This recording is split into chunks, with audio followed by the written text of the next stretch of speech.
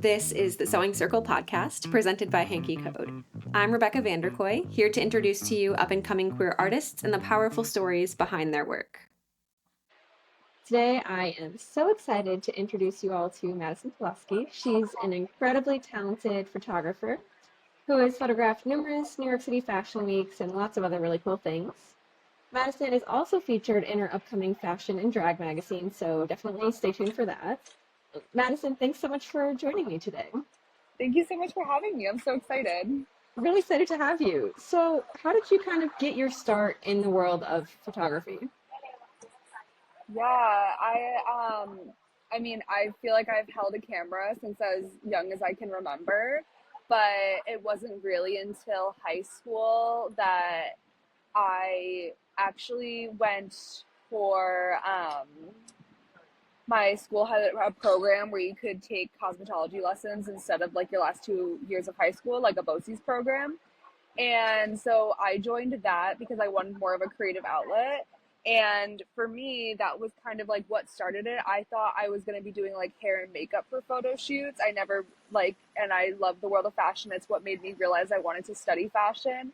Um, so I thought I was going to go in that path, but then I took kind of a darkroom class in high school at the same time as that cosmetology program, and the two of them together just really skyrocketed that I was like, this is what I want to do. I feel like I've always been the type of person throughout high school and throughout college and post grad that it's like, no, like this is what I feel like I've been made to do. I feel like I need to do this.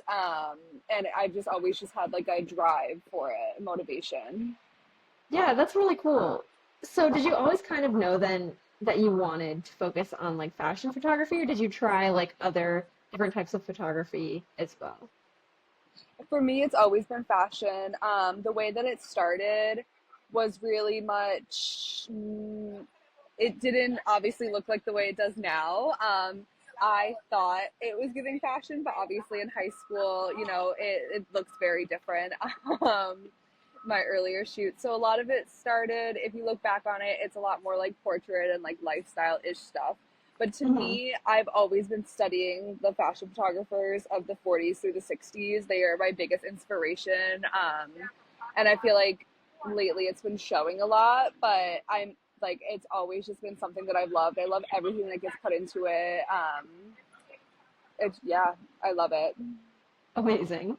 Is there a specific shoot that you're currently like really especially proud of?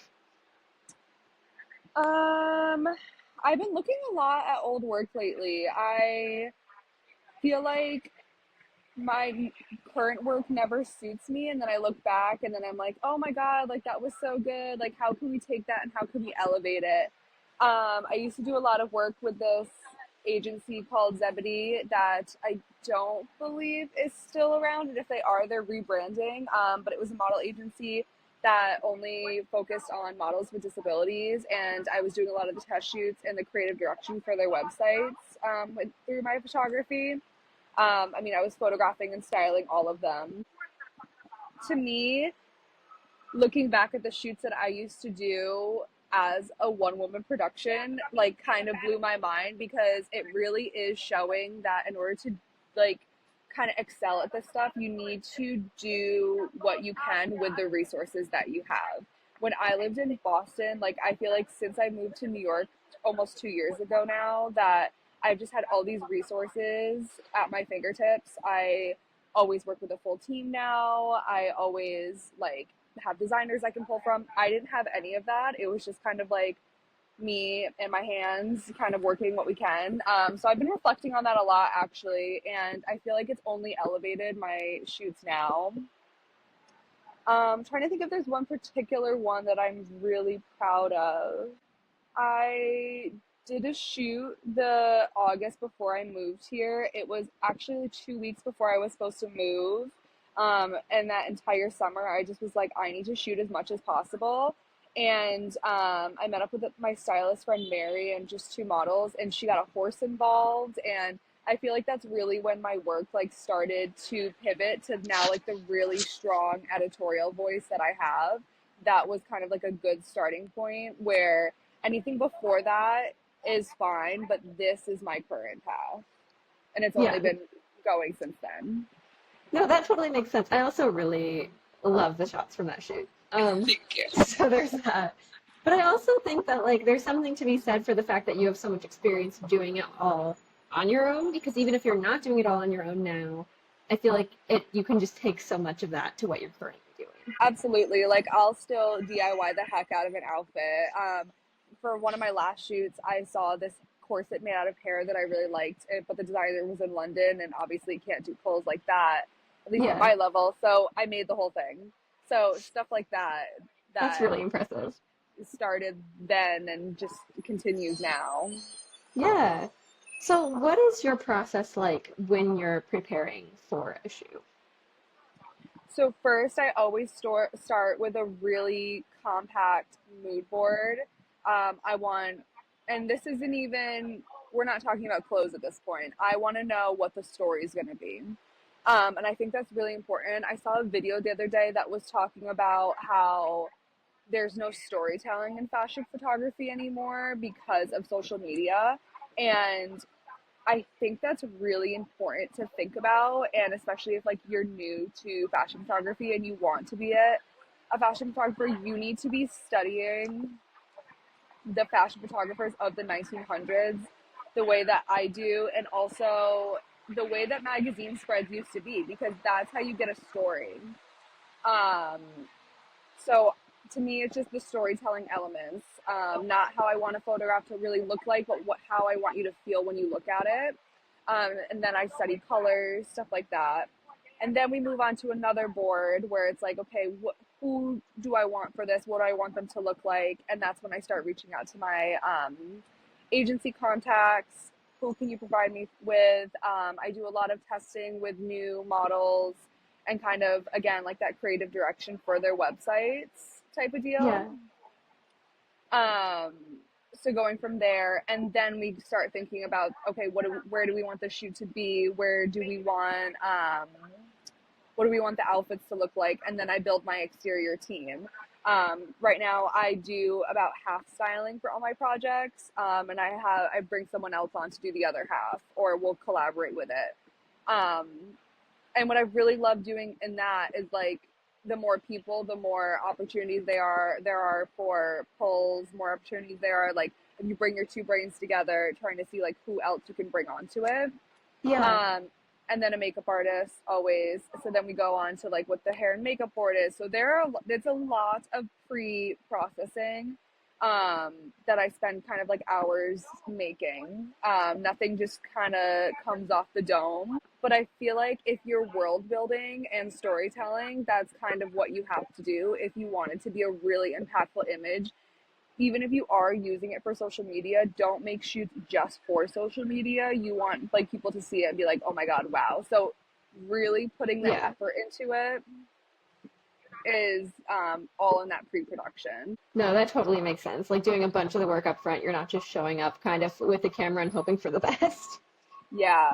And I mean, if you're starting out, that's a really great way to like test your camera and to see how like get comfortable with it. But if you want to be more than just a photographer and you want to have that creative direction title under you as well, that's like the only thing I could recommend is doing that pre-production work. Yeah. So obviously you're mentioning doing pre-production work, studying older work by other photographers and different artists and stuff. I'm curious if you have any other advice that you would give someone who wants to kind of try their hand at this. Absolutely. I would just say it sounds cheesy, but genuinely never give up. Like, I look back at some of the work that I was producing when I first started, and I can't believe people ever told me it was good. I had one professor in London told me that he wasn't sure if I could ever be a fashion photographer, and that genuinely plays in my head all the time. Because I'm like, I do think, of course, I'm like, I wonder what he would think of my work now if he saw it and how much it's elevated since then.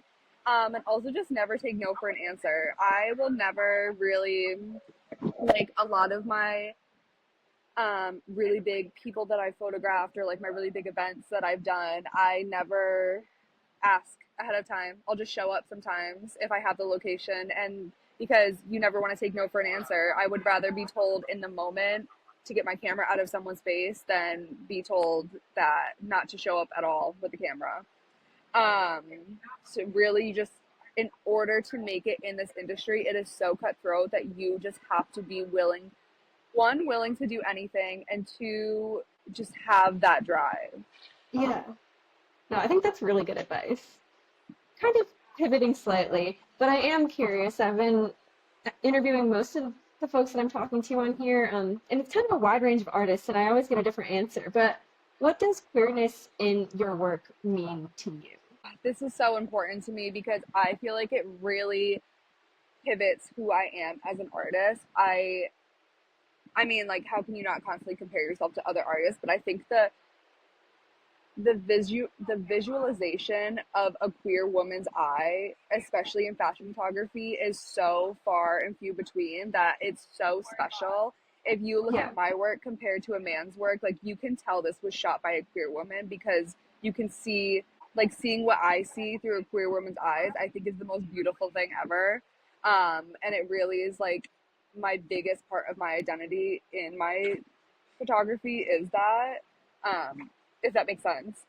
No, that absolutely makes sense. And I also like completely agree that like when looking at your work, like you can tell in the best possible way that like this has been shot by a queer woman. This isn't like a man looking at another woman and taking photos. Like there's a difference there. And it's super Yeah, important, I think. and it's not, especially, I mean, like, I talk about a lot of the photographers that I study, but a lot of it was like the lustfulness that comes through that when they were shooting them. But like when you're shooting it from a queer woman's eye, I feel like you're getting more of a story. I feel like you're seeing, it's not just a portrait of a beautiful woman. And especially with queer women, like, we are diversifying our models, we're diversifying our clothes. Like, to us, it's much more of like an editorialized, unique experience than if it was just like a white straight man photographing No, it. You know what I mean? exactly. No, I totally hear you. That makes a lot of sense. And I think it definitely comes through your work. So outside of photography, I'm curious, what other types of art inspire you or do you like draw inspiration? It's a good question. I have been really into like hand activities lately, like anything that gets me off the screen, because especially like with photography, like you are constantly on a screen, whether it be pre-production, editing, taking the photos, and then the aftermath of afterwards, because it's all social media based at this point. I have really been into collaging, embroidering, baking, like anything that isn't fashion related, just art related. I feel like just enhances everything else for me. Being really tactile with my hands in a project, I love. Um, Anything that if I'm go all the time with just photography and on the screens, it gives you like a type of burnout that if you're doing these tactile like things with your hands over and over again, periodically, you're not like, it draws more inspiration, if that makes sense. No, that definitely makes sense. And I guess going back to like kind of what your style has become and drawing inspiration from all these different places. I know that you've been focusing a lot more on film photography lately, and I'm curious kind of how did you decide that you wanted to focus more on that as opposed to like digital?